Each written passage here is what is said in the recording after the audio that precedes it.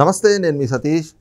గడిచిన 5 ఏళ్ళు రాష్ట్రానికి రాజధాని లేకుండా అమరావతిని నాశనం చేయడమే లక్ష్యంగా పెట్టుకున్నటువంటి జగన్మోహన్ రెడ్డి ప్రభుత్వం ఇప్పుడు ప్రజా తీర్పుతో ప్రతిపక్ష హోదాను కూడా కోల్పోయి ఈ రోజున ఆంధ్రప్రదేశ్లో అధికారం కోల్పోయినటువంటి స్థితిలో మళ్ళీ అదే అమరావతి పైన, రాష్ట్ర అభివృద్ధి పైన విషం చిమ్ముతున్నటువంటి పరిణామాలకి, అంటే ఈ రోజున ఆ రకమైనటువంటి కుట్రలకైతే తెరదీస్తూ ఉన్నారు అన్నటువంటి విమర్శలు కూడా వస్తూ ఉన్నాయి. ముఖ్యంగా ఏదైతే అమరావతి నిర్మాణానికి ప్రతి ఒక్క డ్వాక్రా మహిళా సభ్యురాలు 100 రూపాయలు కట్టాలి అంటూ కూడా కొన్ని వాయిస్ మెసేజ్లు వైసీపీ సోషల్ మీడియా ప్రచారం చేయడం కూడా ప్రస్తుతం దుమారం లేపుతూ ఉంది. మరి ఈ రకమైనటువంటి ప్రచారాన్ని కానీ, ఈ తరహా రాజకీయాన్ని కానీ ఏ విధంగా చూడాలి అనేటువంటి అంశాలు మనతో విశ్లేషించేందుకు ప్రముఖ రాజకీయ విశ్లేషకులు అంకమరావు గారు ఉన్నారు. సార్ నమస్తే. నమస్తే అమ్మా. సార్, 10 ఏళ్ళు అయింది రాష్ట్రానికి రాజధాని లేదు అని చెప్పి ఇప్పటికీ కూడా రాష్ట్ర ప్రజలు, దేశ విదేశాల్లో ఉన్నటువంటి వాళ్ళు కూడా బాధపడుతూ ఉన్నారు. ఈ రోజున కూటమి ప్రభుత్వం వచ్చాక మళ్ళీ అమరావతి నిర్మాణం చేయాలి, రాష్ట్రాన్ని అభివృద్ధి పదంలో పెట్టాలి అనే దిశగా ఈ రోజున వాళ్ళు అడుగులు వేస్తూ ఉంటే, అమరావతికి అడ్డుకట్టలు వేసే విధంగానో లేదంటే అమరావతి మీద విషం చిమ్మేలాగా ప్రభుత్వం మీద విషం చిమ్మే విధంగా ఇందాక మీకు వాయిస్ మెసేజ్ కూడా విన్నాం మనం. ఈ రకమైనటువంటి ప్రచారాలు చేయడాన్ని ఎలా చూడాలి? అంటే సతీష్ ఇక్కడ ఒకటి గుర్తుపెట్టుకోవాలి. ఆంధ్ర రాష్ట్ర ప్రజలు అభివృద్ధి చెందకూడదు, రాష్ట్రం పురోగతి సాధించకూడదు, పిల్లలు చదువుకోకూడదు, వ్యవసాయానికి సాగునీరు అందకూడదు, పరిశ్రమలు రాకూడదు. ఇదే గత ప్రభుత్వం నిర్వహించింది. ఎందుకంటే ఇవన్నీ జరిగితే ప్రజలు చైతన్యవంతులైతే వీళ్ళు చేసే దోపిడీకి అవకాశం ఉండదు.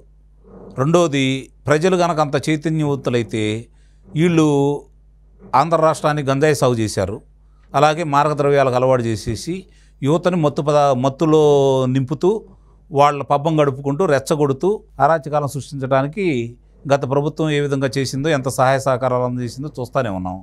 అవన్నీ ఉంటేనే కదా వాళ్ళు ఈ దోపిడీ చేసుకోవడానికి అవకాశం కలగజేసేది.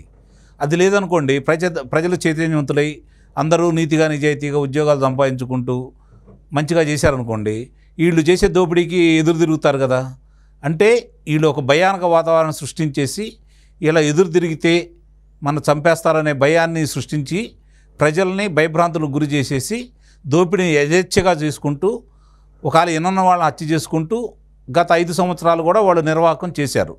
ఇప్పుడు కూడా ఈ కూటమి ప్రభుత్వం అధికారంలోకి వచ్చిన తర్వాత జరిగిన విధ్వంసాన్ని దృష్టిలో పెట్టుకొని రేపొద్దున భవిష్యత్తు ఒక తరాన్ని నాశనం చేశారు. ఇప్పుడు వాళ్ళు మళ్ళీ ప్రజల సుఖశాంతులతో ఉండాలి అంటే పరిశ్రమలు రావాలి, చేతి నిండా పని ఉండాలి, నాణ్యమైన విద్య అందాలి, సాగునీరు తాగునీరు అందాలి, రహదారులు బాగుండాలి, అప్పుడే రాష్ట్ర పురోగతికి సాధ్యమవుతుందని చెప్పనే దృష్టి పెట్టుకొని ఈ ప్రభుత్వం, ఈ కూటమి ప్రభుత్వం ఆ దిశగా అడుగులు వేస్తున్న సందర్భంగా వస్తున్నటువంటి కేంద్రం నుంచి వస్తున్న సహకారం కావచ్చు, వస్తున్న పరిశ్రమలు చూసి కన్నుగుట్టి ఏదో చేయాలనే తలంపుతోటి, వాటిని ఎట్లా వెనక్కి పంపించాలనే తలంపుతోటి ఈరోజు వాళ్ళు దేశ విదేశాల్లో వాళ్ళకు కూడా గతంలో కూడా ప్రపంచ బ్యాంక్కి ఆ రోజు ఉత్తరాలు రాయటం కూడా జరిగింది. తిరిగి అదే పందాన్ని ఈరోజు ఎన్నుకుంటా ఉన్నారు. కానీ వాళ్ళు గుర్తుంచుకోవాల్సిన అంశం ఏంటంటే, చంద్రబాబు నాయుడు అనే వ్యక్తి ఒక బ్రాండ్ అంబాసిడర్. ఆయన చూసి పరిశ్రమలు వస్తున్నాయి, ఆయన ఇచ్చే సౌకర్యాలు, ఆయన ముందు చూపు అవన్నీ వాళ్ళకి తెలుసు కాబట్టి దాన్ని దృష్టిలో పెట్టుకొని వాళ్ళు ముందడుగేస్తూ ఉన్నారు. ఈరోజు కేంద్ర ప్రభుత్వం కూడా సహాయ సహకారాలు ఏ విధంగా ఇస్తుంది. గత ప్రభుత్వం, ఆ ప్రభుత్వ అధినేత తన మీద ఉన్నటువంటి అభియోగాలను కాపాడుకోవడం కోసం రాష్ట్రాన్ని నిర్లక్ష్యం చేసి వనరుల గురించి పట్టించుకోకుండా, అభివృద్ధి గురించి పట్టించుకోకుండా వాటి నుంచి తప్పించుకోవడానికి, అప్పులు చేసుకోవడానికి మాత్రమే ఉపయోగించాడు. కాబట్టి ఆ ప్రభుత్వం ఆ రోజు వాళ్ళు కేంద్రంలో ఉన్నప్పుడు రాష్ట్రాలకు సహాయం అందించారు కాబట్టి ఆ విధమైనటువంటి సహాయ సహకారాలు అందజేసింది. కానీ ఇప్పుడు వస్తున్న ప్రభుత్వం ఏంటంటే, భారం రాష్ట్రం మీద ప్రభుత్వం, ఇప్పుడున్న కూటమి ప్రభుత్వం భారం రాష్ట్రం మీద పడకుండా రైతుల రూపేణా పొంది పరిశ్రమలు తీసుకొస్తే ఆదాయం పెరిగితే రాష్ట్రానికి ఉపయోగం కదా అని చెప్పని ఆ విధంగా పందాతో ముందుకెళ్తూ ఉంది. ఇదే కేంద్ర ప్రభుత్వం ఈరోజు ముఖ్యంగా గుర్తుపెట్టుకోవాల్సింది ఏంటంటే, రహదారులు నిర్మించుకోవడానికి 25,000 కోట్ల రూపాయలు, అలాగే అమరావతి పరిసర ప్రాంతాల్లో 9 ప్రాంతాల్లో రహదారులు, కనెక్టివిటీ రోడ్లు, అలాగే కృష్ణానది మీద వంతెన నిర్మాణానికి కావచ్చు 7,270 కోట్ల రూపాయలు వాళ్ళు ఈరోజు ఆమోదం తెలపడం కూడా జరిగింది. పనులు కూడా మొదలు పెట్టబోతున్నారు. అలాగే అమరావతిని ఈరోజు అభివృద్ధి చేసుకోవడం కోసం 15,000 కోట్ల రూపాయలు రుణం రూపేణా అది కేంద్రం భరాయిస్తుంది. 10% మాత్రం రాష్ట్రం భరాయించాలి. అంటే 1,500 కోట్లు మాత్రం రాష్ట్రం భరాయించాలి. అది కూడా నిర్మలా సీతారామన్ గారు చాలా స్పష్టంగా భరాయించగలిగే శక్తి రాష్ట్రానికి ఉందా లేదా మాట్లాడుకొని మేము ఒక నిర్ణయం తీసుకుంటామని అన్నారు. అంటే మనం అప్పు తీసుకోకుండా 13,500 కోట్ల రూపాయలు కేంద్రం భరాయిస్తూ మనకి నిధులు విడుదల చేసుకోవడం కూడా జరుగుతూ ఉంది. అలాగే ఈరోజు బీపీసీఎల్ కావచ్చు, భారత్ పెట్రో కెమికల్స్ లిమిటెడ్ కావచ్చు, వివిధ సంస్థలు సంబంధించి కావచ్చు, అలాగే కేంద్ర సంస్థలు కావచ్చు. ఆ రోజు వెనక్కిపోయిన కేంద్ర సంస్థలు ఈరోజు మళ్ళీ తిరిగి 50 కేంద్ర సంస్థలు కూడా మేము పనులు మొదలు పెడతాము, మాకు గతంలో మాకు కేటాయించినటువంటి స్థలాలను చూపించండి అని చెప్పని సిఆర్డీఏ వారికి అడగడం కూడా జరిగింది. ఇప్పుడు సిఆర్డీఏ వారు ఆ పరిసర ప్రాంతాల మొత్తం కూడా చెట్టులతోటి ఒక అడవిని తలపిస్తున్న విధంగా ఉన్న ప్రాంతాన్ని సదును చేసే కార్యక్రమంలో భాగంగా ఆ స్థలాలు ఇవన్నీ గుర్తించే విధంగా కూడా వాళ్ళు ప్రణాళిక రచించి ఈరోజు దానికి కూడా చెట్లు తొలగించే కార్యక్రమం చేపట్టడం కూడా జరిగింది. ఇది ఒక 2 నెలల్లో పూర్తయిపోయింది. పూర్తయిపోయిన సందర్భంలో ఇప్పుడు చంద్రబాబు నాయుడు గారు గూగుల్ వాళ్ళని కావచ్చు, లేకపోతే యూట్యూబ్ వాళ్ళని కావచ్చు, వీళ్ళతోటి సంప్రదించేసి వాళ్ళని అమరావతిలో వాళ్ళ కార్యాలయాలు నిర్మించుకొని ప్రోత్సహించే విధంగా మాట్లాడుతున్న సందర్భంగా వారికి కూడా ఈరోజు వీళ్ళు ఉత్తరాలు రాయడం కూడా జరిగింది. అంటే ఈ రాష్ట్రంలో అభివృద్ధి జరగకూడదు. అది కూడా హైదరాబాదులో ఉన్నటువంటి వ్యక్తి, రెడ్డి సామాజిక వర్గానికి చెందిన వ్యక్తి. చాలా స్పష్టంగా అర్థం చేసుకోండి ఇక్కడ. అంటే ఏ విధమైనటువంటి దుష్ప్రచారాలు ఇంకా వాళ్ళు చేయాలనుకుంటున్నారు, రాష్ట్రాన్ని నాశనం చేయడానికి వాళ్ళు ఏ విధంగా కార్యక్రమాలు చేపట్టాలో చాలా స్పష్టంగా అర్థమైపోతుంది. ఇందాక ఒక మహిళ మాట్లాడింది కూడా నేను విన్నాను మీ ద్వారానే. అంటే డ్వాక్రా సంఘాలకు రూపకర్త చంద్రబాబు నాయుడు గారు, అమరావతి ఆయన మానసిక పుత్రిక.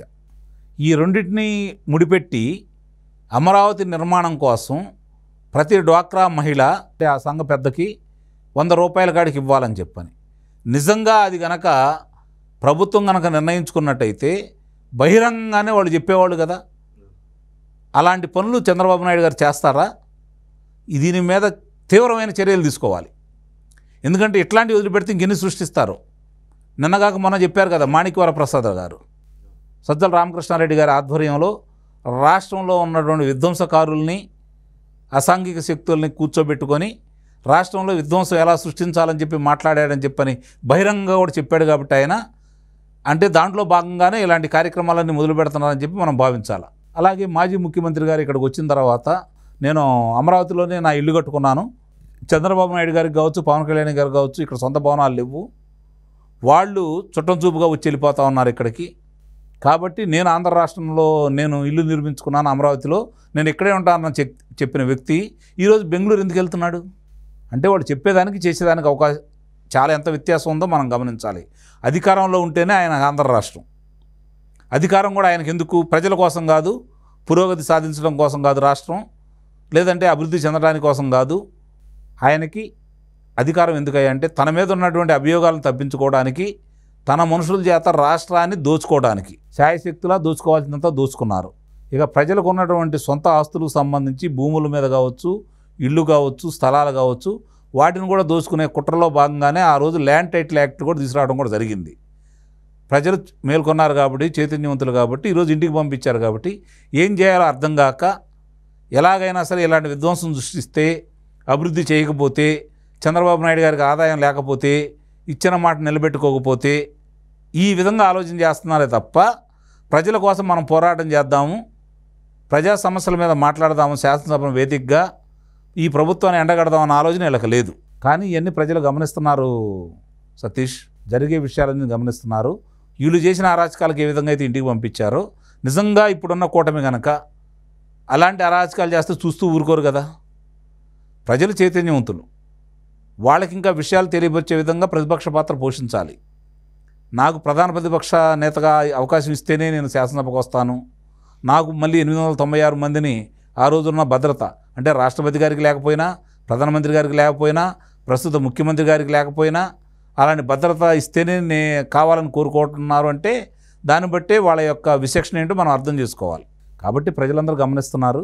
ఇప్పుడు ఈ అసాంఘిక కార్యక్రమాలు చేయటమే కాకుండా ఇలాంటి దుష్ప్రచారాలు వాళ్ళు కావాలని చేస్తారు. గతంలో కూడా 2014 నుంచి 2019 వరకు ఏ విధమైన దుష్ప్రచారాలు చేశారో చివరికి కోడికత్తి ఉదంతం కావచ్చు, వివేకానంద రెడ్డి గారి హత్య ఉదంతం కావచ్చు, అమరావతి భ్రమరావతి అనే విషయం కావచ్చు, 6,50,000 కోట్ల రూపాయల దోపిడీ జరిగిందనేది కావచ్చు, పింక్ డైమండ్ కావచ్చు, ఇన్ని ఉదంతాలు కళ్ళ ముందు కనపడిన తర్వాత కూడా ఒక్క దాంట్లో కూడా మీరు నిరూపించుకోలేక, మీరు చేసిన ఈ అబద్ధాలని తెలిసిన తర్వాత, ప్రజలు చేత్కరించిన తర్వాత కూడా ఇంకా మీరు ఎందుకు ఓడిపోయామని చెప్పని ఒక్కసారి ఆత్మపరిశీలన చేసుకోకుండా అందరితో కలిసి సమావేశం ఏర్పాటు చేసుకొని తప్పుల గురించి మాట్లాడుకొని ఎలా ముందుకెళ్లాలనే ప్రణాళిక రచించుకోకుండా ఇలాంటి ప్రయత్నాలు మీరు చేస్తున్నారు అంటే ఆంధ్ర రాష్ట్ర ప్రజలకు కూడా మీలాంటి వాళ్ళే ప్రతిపక్షంలో ఉంటేనే ఈ రాష్ట్రం చంద్రబాబు నాయుడు గారు తెలుగుదేశం పార్టీ కూటమి అధికారంలో ఉంటూ ప్రజలకు మేలు చేసే అవకాశం కలిగిద్ది.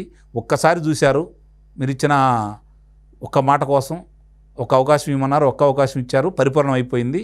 భవిష్యత్తులో ఇంకా మీకు కానీ మీ ఎమ్మట ఉండే వాళ్ళని కానీ ఆదరించే పరిస్థితి ఉండదని అయితే నేను భావిస్తున్నాను. రైట్, ఇది చూస్తున్నాం కదా, ముఖ్యంగా అబద్ధాల పునాదుల మీద పుట్టి అబద్ధాలతోటే అధికారంలోకి వచ్చినటువంటి వైఎస్ఆర్ కాంగ్రెస్ పార్టీ గడిచిన 5 ఏళ్ళు అమరావతిని ఏ విధంగా నాశనం చేసిందో చూసాం. ఇప్పుడు మళ్ళీ అధికారం కోల్పోయినాక ప్రజా తీర్పు ఈ విధంగా వచ్చిన తర్వాత కూడా మళ్ళీ అమరావతి పైన ఈ రకమైనటువంటి విషం చిమ్ముతూ తప్పుడు ప్రచారాలతో ప్రజల్ని నమ్మించేటువంటి కుట్రలు చేస్తూ ఉంటే ప్రజలు మాత్రం గత అనుభవాలన్నీ కూడా వాళ్ళకి గుర్తున్నాయి. కాబట్టి వైసీపీ కానీ జగన్మోహన్ రెడ్డి కానీ చేస్తున్నటువంటి ఈ తప్పుడు ప్రచారాలని విశ్వసించేటువంటి పరిస్థితులు అయితే ఆంధ్రప్రదేశ్లో లేవన్నటువంటి భావాన్ని కూడా ప్రముఖ రాజకీయ విశ్లేషకులు అంకమరావు గారు వ్యక్తం చేస్తూ ఉన్నారు. Thank you.